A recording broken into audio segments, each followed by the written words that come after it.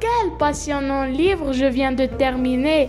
C'est l'histoire d'une ville millénaire perchée sur deux roches calcaires, qui se bat inlassablement contre le passage des siècles. Vous avez deviné de quelle ville il s'agit? Mais avant de me donner votre réponse, permettez-moi de me présenter.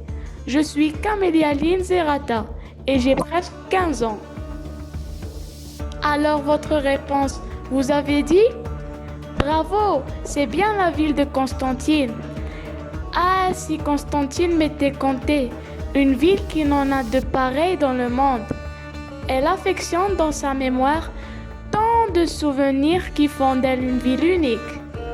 Aimée par ses habitants et tous venus d'ailleurs, qui l'instant d'une furtive visite succombe à son charme. Un des sites de Constantine qui mérite d'être visité est cet édifice emblématique qui surplombe le ravin du Rumel et qui n'est autre que la Médersa.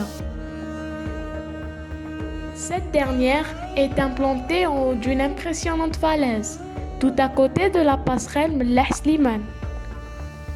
L'entrée de la Médersa est à proximité du château, qui est l'artère principale de la vieille ville, et là où toutes les ménagères de Constantine s'y rendent pour moudre toutes sortes de graines.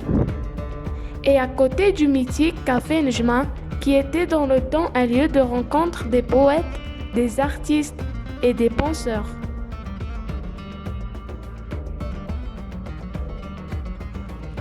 L'entrée de la Médersa est composée de deux portes gigantesques en bois noble, dont le contour est souligné par de gros clous. Chaque porte est ouverte par une lucarne rectangulaire à barreaux. 4 coupoles et un dôme central ornent le haut de la bâtisse.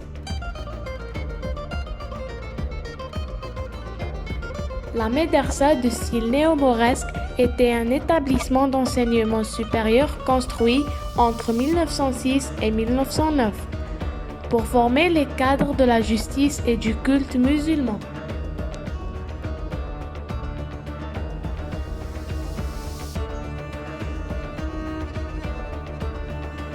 L'intérieur est d'une beauté remarquable. Comme vous voyez, le parterre est fait d'une immense mosaïque aux couleurs pastel. On imagine le travail minutieux et méticuleux de l'artisan, ou plutôt dirais-je, de l'artiste. Au milieu de la cour, une fontaine en marbre stylisé rajoute de la splendeur à ce lieu.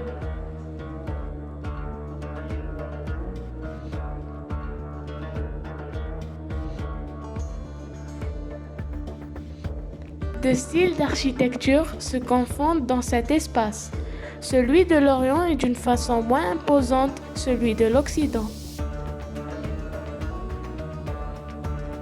Les colonnades en marbre et les murs tapissés à mi-hauteur de carreaux de faïence rappellent l'architecture orientale.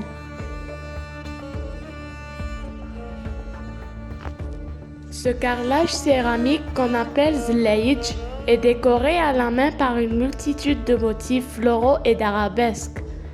La disposition intermittente des différents modèles de ce zlaïdj constitue des tableaux d'une extrême beauté.